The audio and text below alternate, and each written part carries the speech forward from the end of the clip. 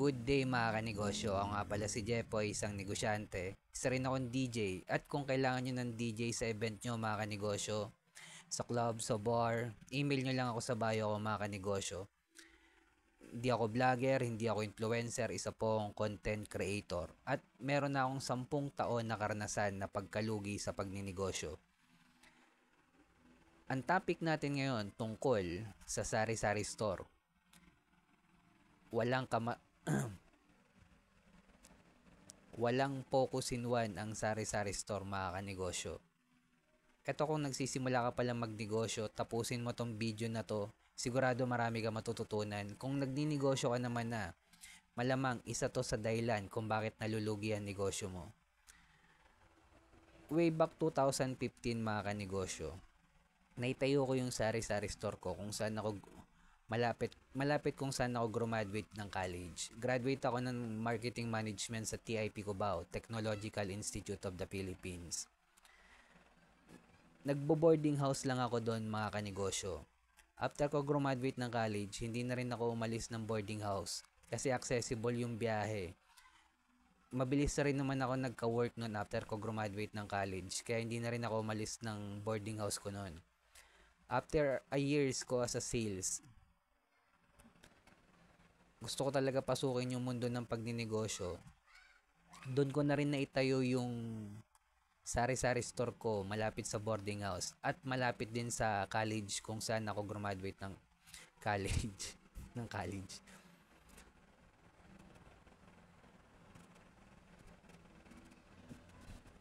Nung nagsisimula akong magnegosyo, hindi ko pa alam yung focus in one, hindi ko pa alam yung market ng mayaman, hindi ko alam na hindi mali-level up sa level 2 ang sari-sari store. Hindi ko pa alam na magkaiba yung business model ng sari-sari store tsaka grocery store, sari-sari store tsaka 7-Eleven. Eventually, sa pagtaha ko sa mundo ng pagninegosyo, natutunan ko din yung mga yan mga kanegosyo.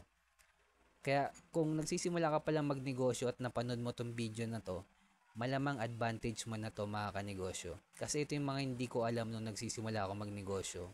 Na ang sari-sari store, hindi natin mali-level up, may scale up sa level 2. Hindi natin ma-applyan ng franchising business model, hindi natin ma-applyan ng distribution business model, licensing, software, manpower. Kumbaga forever siyang level 1. Yes, para kang reseller na forever. Ganun siya mga kanegosyo. Laging sinasabi na kapag ang sari-sari store pag lumaki magiging grocery, mali po yan mga kanegosyo. Dahil magkaiba ang business model ng sari-sari store at grocery store mga kanegosyo. Halos lahat ng paninda mo sa loob ng tindahan mo mga kanegosyo, naglabas ka na muna ng pera. At kikita ka lang the moment na nabenta na yung produkto sa loob ng tindahan mo. At kapag matagal na tenga yung produkto sa loob ng tindahan, malimbawa dilata, after a month bago yun naibenta, nakatenga lang yung puhunan mo doon. Kumbaga profit loss po yan mga kanegosyo. Hindi umiikot ng maayos yung cash flow mo sa sari-sari store. Kasi nga walang focus in one. Iba-iba pa hinahanap ng mga customer. Hanapin niya ngayon, bukas hindi na. Pag nabili mo ngayon, bukas hindi niya nabibilin. So, yun. Sa grocery store mga kanegosyo, magbabagsak muna si supplier kay grocery store at babayaran ng may-ari ng grocery store kay supplier within 3 to 4 months. Cash flow gaming, postpaid muna mga kanegosyo. Panalo yung may-ari ng grocery store dito. The moment na may bumili kay grocery store, doon pa lang mag-i-start yung bilang ng 3 months. At imagine, yung pera na nasa may-ari ng grocery store sa loob ng 3 buwan, pwede niyang gamitin pambayad ng bills, pampasahod, renta, bayad sa renta. Pwede niyang gamitin sa mabilis na transaction na kikita pa siya. Kaya panalo sa cash dito yung may-ari ng grocery store mga kanegosyo. Ito yung hindi pinapaliwanag nung mga business guru ko no, na lagi nilang sinasabi ng sari-sari store kapag lumaki magiging grocery store mga kanegosyo. Mali po yan. Kaya kung nagsisimula ka palang magnegosyo, sikapin mo mag-focus in one ka lang muna. Kasi automatic kapag nagsisimula ka magnegosyo, yung resources natin limited lang eh. Sobrang advantage na kapag nakapag-focus in one ka lang mga kanegosyo. Una, yung marketing mo hindi sabog.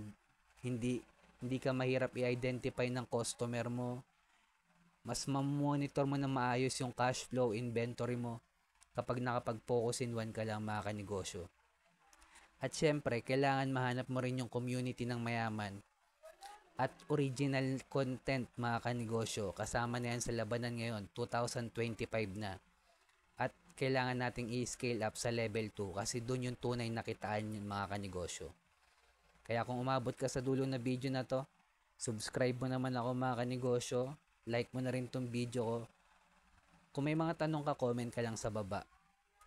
Bilang negosyante, kung dumadaan tayo sa pagsubok or struggle, huwag natin kalimutan mag-pray kahit anong religion natin. Ingat tayong lahat. Peace.